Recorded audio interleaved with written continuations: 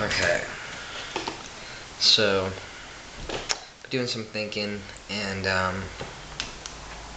I was looking through some old writing stuff, like over a year ago, I think, maybe like a couple years ago. I don't remember.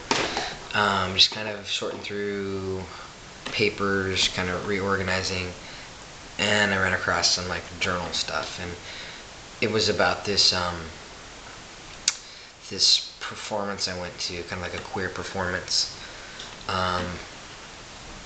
And there was, well, it was mostly like I think a gay man's performance, but there were some women in it.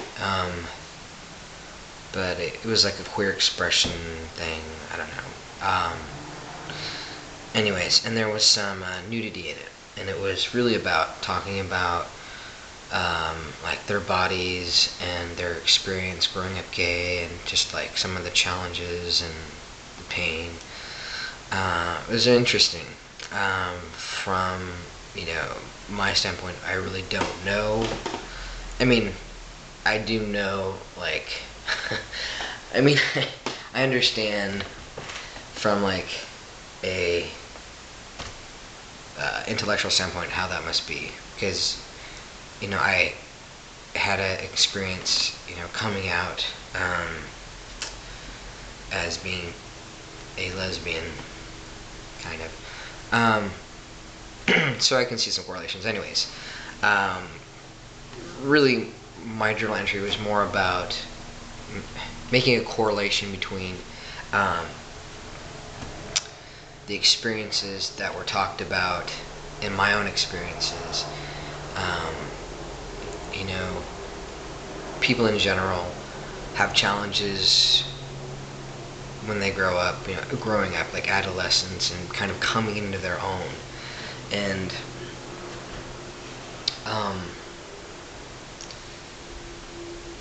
looking at the challenges of these gay men, and looking at my own challenges, and just knowing some of the struggles that my bio friends have had, and it made me really think about kind of that process of coming into your own as a man. What does that mean? And a lot of people have scars or kind of residual things left over from their childhood or adolescence. And what I was writing about is how I feel that my scars are visible in terms of my journey into becoming a man. It's very easy to see my scars, whereas other men, their scars are underneath their skin, and they carry them, just like I carry mine. Just mine are more visible. Yeah. So it was interesting to kind of reflect on that. Another thing, I realized that I've been using the word bitch a lot. And I saw this movie, and it made me realize that I have been using the word a lot. And I was thinking about why, and I think it just stems from my anger towards women, which is really kind of like, I don't know, weird. But then think about it.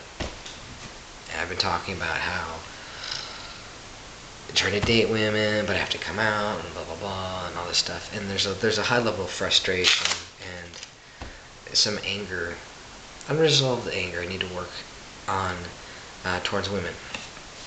And so I kind of caught myself, and I realized that misogyny is, maybe it starts in small little steps. I don't know. I mean, I'm not a hateful person, but I can see through my own experience, I can see how men get frustrated with their experiences with women, and they take it to a different level, and we all have shit that goes on in our lives, and sometimes we try to find a target for that. We redirect our frustration onto people, and I think just, that kind of frustration with myself, I was directing at women, especially when I drive. I use bitch a lot, not at them, but to myself in the car, and I don't know. I don't like that. So I feel like I need to check myself and kind of, where's this really stemming from, really? Yes, she's not driving very well, but neither is the dude over there. And matter of fact, I'm not a very, conscientious driver. It's LA. So it's interesting, because I always prided myself in being a feminist and, always kind of looking out for women in general. But that has changed somewhat in my mind somehow, that, women aren't perfect, but I think I just needed to get a little wake-up call in this movie, made me realize that, every population of people, every group of people have challenges, and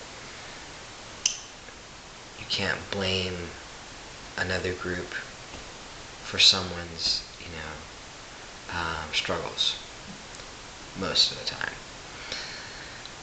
Yeah, so some stuff to think about tonight. That's it.